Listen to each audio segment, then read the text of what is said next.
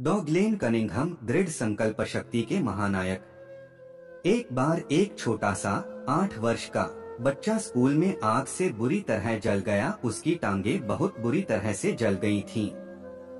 डॉक्टरों ने कहा कि वह कभी चल नहीं पाएगा। उसके पैरों का सारा मांस जल चुका था। अस्पताल से जब वह घर आया तो उसकी माँ उसके पैरों की रोजाना मालिश करती और उसे व्हील चेयर पर घुमाने पास के मैदान में ले जाती। उस बच्चे में बड़ा दृढ़ विश्वास था। उसकी संकल्प शक्ति काबिले तारीफ थी। उसे विश्वास था कि चाहे कुछ भी हो वह चलेगा। एक दिन जब उसकी माँ उसे व्हील चेयर पर बैठाकर कहीं चली गई तो उसने स्वयं को उस चेयर पर से गिरा लिया एवं स्वयं को घसीटना शुरू कर दिया। वह रोजाना ही ऐसा करता रहा और धीरे धीरे उसके पैरों में कुछ जान आने लगी।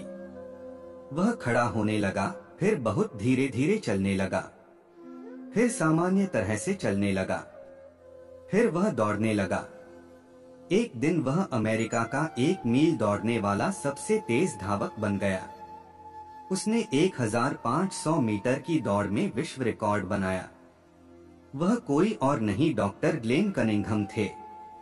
कनिंघम की संकल्प शक्ति को बार बार नमन है। हाथों का मोहताज नहीं हौसला।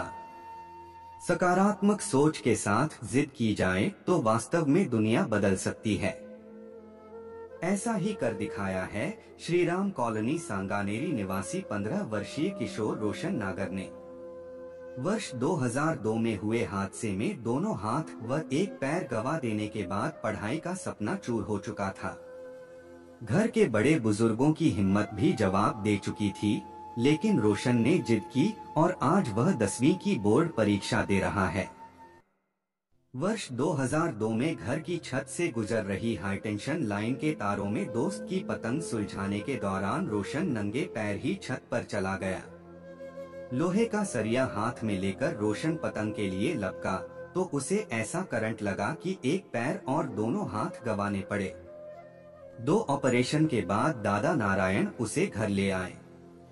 इलाज के करीब 10 माह बाद रोशन ने पढ़ने की इच्छा जाहिर की। इस जिद पर दादी किसना देवी ने हौसला बढ़ाया। उन्होंने उसके हाथ में कलम बांधकर लिखने का अभ्यास करवाया। कड़ी मेहनत के बाद उसने वर्ष 2003 में 5वीं कक्षा में फिर से स्कूल जाना शुरू किया।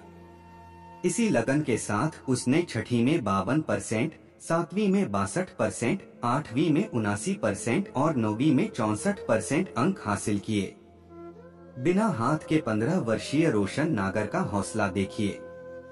रोशन ने कटे हाथ पर कलम बांधकर जयपुर के नेवता केंद्र पर 10वीं की परीक्षा दी है। रोशन कहता है वह किसी पर बोझ बनकर नहीं रहना चाहता। वह सीए बनना चाहता है।